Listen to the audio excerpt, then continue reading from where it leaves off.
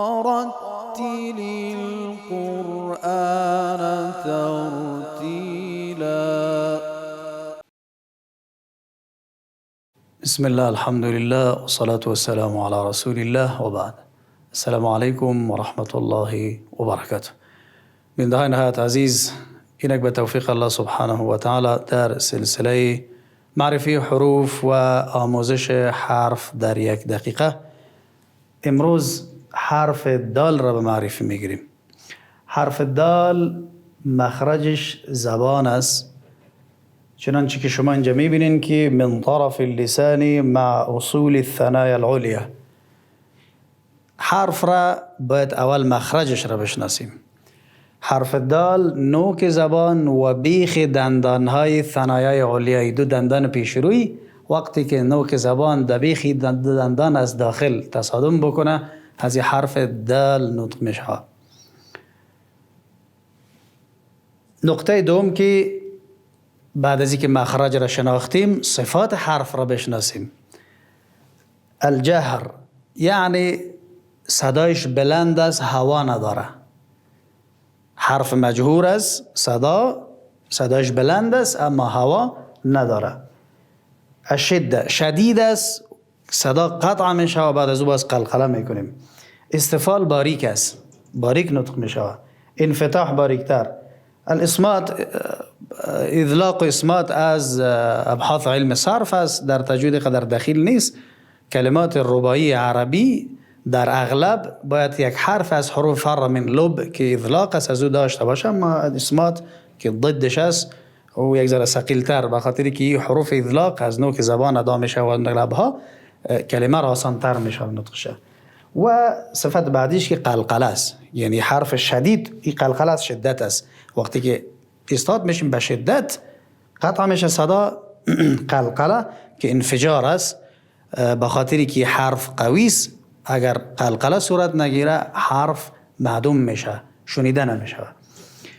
غلطی هایی که در این حرف شنیده میشه و بین دهای نهایت عزیز که بعضی ها حرف دال را به تا تبدیل میکنه و بعضی ها در حالت وقف کاملا حرف را معدوم میکنه. خاصتا در سوره مبارکه الاخلاص میگن که قل هو الله احد، گم میشه یا میگن احد.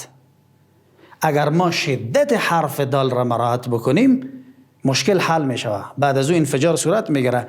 قل هو الله احد الله الصمد لم یلد ولم یولد ولم یکن له کفوا احد.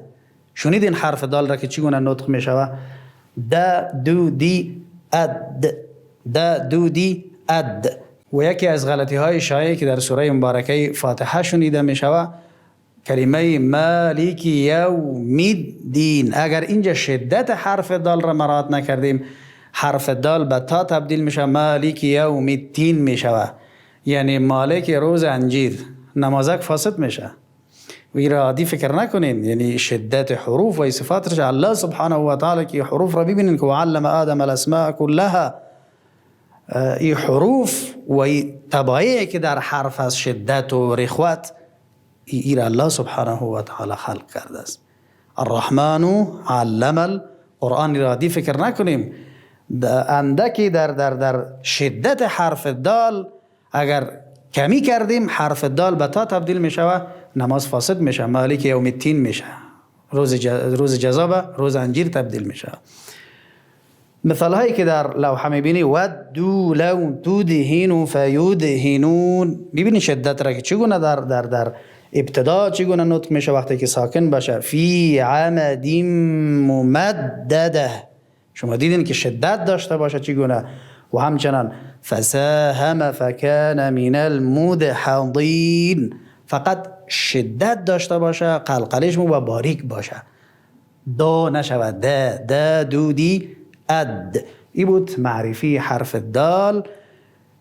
انشاءالله تعالی که در برنامه های بعدی حرف دیگری را به معرفی میگیریم. شما زن را به الله بی نیاز میسپاریم. وقت خوش و السلام علیکم و رحمت الله و برکاته. رتل القرآن ترتیلا.